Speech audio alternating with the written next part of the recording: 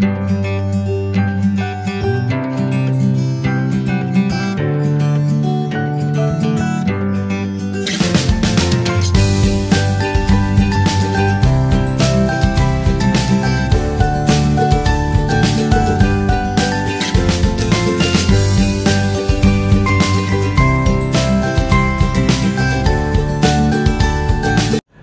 दोस्तों, आज हम बात करेंगे जीबी सिंड्रोम के बारे में। आज हम लोग जानेंगे जीबी सिंड्रोम क्या है, क्या इसके कारण हैं, क्या इसके साइन सिम्टम्स हैं, क्या इसका डायग्नोसिस है तथा क्या इसका ट्रीटमेंट है। तो आइए जानते हैं व्हाट इज जीबी सिंड्रोम।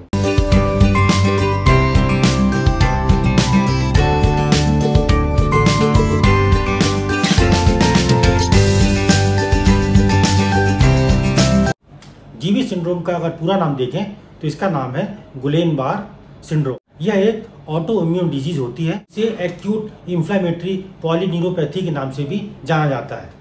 ये एक बहुत ही रेयर डिसऑर्डर होता है, बहुत ही कम लोगों में देखने को मिलता है। इस डिजीज में हमारा इम्यून सिस्टम हमारे पेरिफेरल नर्व्स को प्रभावित करता है। जीबी सिंड्रोम में अगर आप देखें तो हमारा जो इम्यून सिस्टम होता है वो पेरिफेरल नर्व्स की माइलिन शीथ को डैमेज कर देता है। जीबी सिंड्रोम पेरिफेरल नर्व्स तथा सेंसरी नर्व्स की प्रोग्रेसिव ऑटो इम्यून डिजीज होती है। जीबी सिंड्रोम का अगर आप देखें इसका कोई परमानेंट क्योर नहीं है। मुख्यतः जो हमारे बॉडी के लोअर लिम्स हैं जैसे पैर हैं सबसे पहले प्रभावित होते हैं। उसके बाद धीरे धीरे यह डिजीज हमारे अपर लिम्स में तथा फेशियल मसल्स में प्रोग्रेस कर जाती है।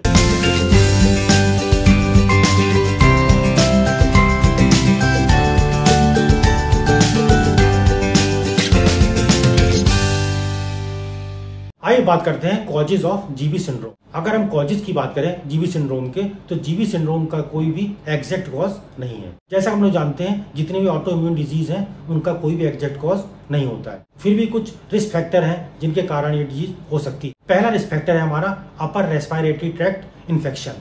अगर किसी पेशेंट को अपर रेस्पिरेटरी ट्रैक्ट में इन्फेक्शन है तो उस कंडीशन में पेशेंट को जीबी सिंड्रोम हो सकता है। नेक्स्ट रिस्क फैक्टर है जीआईटी इन्फेक्शन।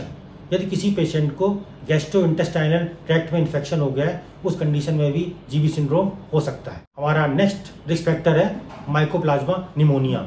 यदि किसी पेशेंट को माइकोप्लाज्मा द्वारा निमोनिया हुआ हो उस कंडीशन में भी जीबी सिंड्रोम हो सकता है। यदि किसी पेशेंट को एचआईवी इन्फेक्शन हुआ है उस कंडीशन में भी पेशेंट को जीबी सिंड्रोम हो सकता है। नेक्स्ट रिस्क फैक्टर है हमारा हॉजकिंस लिम्फोमा। नेक्स्ट रिस्क फैक्टर है वायरल इन्फेक्शन। इसमें मुख्य रूप से इपिस्टेन बार वायरस तथा साइटोमेगेलो वायरस का इन्फेक्शन देखने को मिलता है। बहुत से केसेस में जिन बच्चों को वैक्सीनेशन हुआ है उनके बाद भी जीबी सिंड्रोम देखने को मिल सकता है।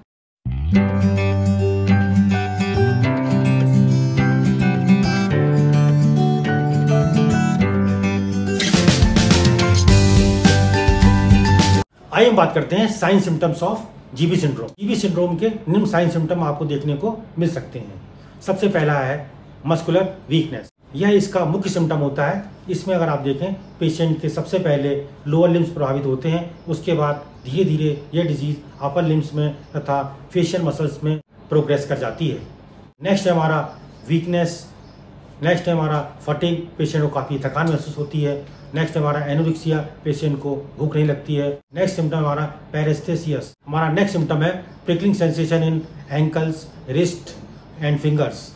पेशेंट को ऐसा महसूस होता है जैसे उसके हथेलियों में या उसके जो एंकल में और या उसकी उंगलियों में कोई पिन चुभा रहा हो। हमारा नेक्स्ट सिम्टम है इनएबिलिटी टू वॉक। पेशेंट को चलने में काफ़ी प्रॉब्लम होती है।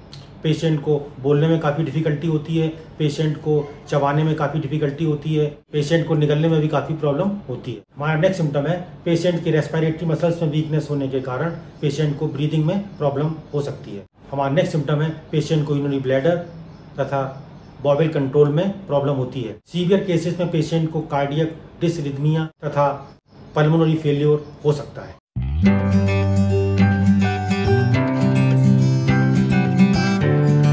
आइए हम बात करते हैं diagnosis of GB syndrome. GB syndrome को निम्न प्रकार डायग्नोज कर सकते हैं। सबसे पहले फिजिकल एग्जामिनेशन के द्वारा, नेक्स्ट हमारा हिस्ट्री कलेक्शन के द्वारा, पेशेंट की इलेक्ट्रोमायोग्राफी की जा सकती है, पेशेंट का न्यूरोलॉजिकल असेसमेंट कराया जा सकता है, पेशेंट का CSF एग्जामिनेशन कराया जा सकता है। CSF एग्जामिनेशन में अगर आप देखेंगे तो पेशेंट का प्रोटीन का लेवल बढ़ा हुआ आएगा। पेशेंट की हार्ट कंडक्शन स्टडी की जा सकती है।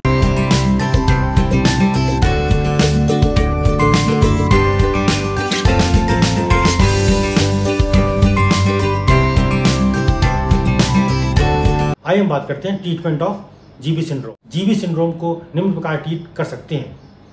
जैसा कि हम लोग जानते हैं, जीबी सिंड्रोम का परमानेंट क्योर नहीं है। इसमें सपोर्टिव केयर द्वारा पेशेंट के जो सिम्टम्स होते हैं उनमें रिलीफ दिया जा सकता है। हमारा सबसे पहला ट्रीटमेंट है प्लाज्मा फेरेसिस। इसमें इम्यून सिस्टम पर अटैक करने वाली एंटीबॉडीज को रिमूव कर दिया जाता है। इस प्रोसीजर में सबसे पहले पेशेंट के ब्लड से प्लाज्मा को रिमूव करते हैं। उसके बाद ब्लड सेल्स को सेपरेट कर लिया जाता है। उसके बाद उन्हीं सेपरेट ब्लड सेल्स को वापस ब्लड में एडमिनिस्टर कर दिया जाता है। हमारा नेक्स्ट ट्रीटमेंट है इम्यूनोग्लोबुलिन थेरेपी। इसमें पेशेंट को IV द्वारा इम्यूनोग्लोबुलिन दिया जाता है। नेक्स्ट ट्रीटमेंट हमारा इंट्यूबेशन, यदि पेशेंट को नीड के आधार पर इंट्यूबेशन दिया जाता है। नेक्स्ट है हमारा पेशेंट को आर्टिफिशियल ऑक्सीजन प्रोवाइड की जाती है। पेशेंट को फिजियोथेरेपी द्वारा ट्रीटमेंट किया जाता है। और लास्ट में अगर आप देखें तो पेशेंट को आप सिम्टोमेटिक ट्रीटमेंट दे सकते हैं। सिम्टोमेटिक का मतलब होता है यदि पेशेंट को पेन हो रहा है तो एनाल्जेसिक, पेशेंट को इन्फ्लामेशन है तो एंटी इन्फ्लामेटरी, पेशेंट को फीवर आ रहा है तो एंटीपायरेटिक ड्रग्स। इस तरह से बहुत सारी ड्रग्स आप दे सकते हैं। तो ये था हमारा छोटा सा टॉपिक जीबी सिंड्रोम। आप हमारे चैनल को सब्सक्राइब कर सकते हैं, आप हमारी वीडियो को लाइक कर सकते हैं, आप हमारे वीडियो को शेयर कर सकते हैं। Thank you.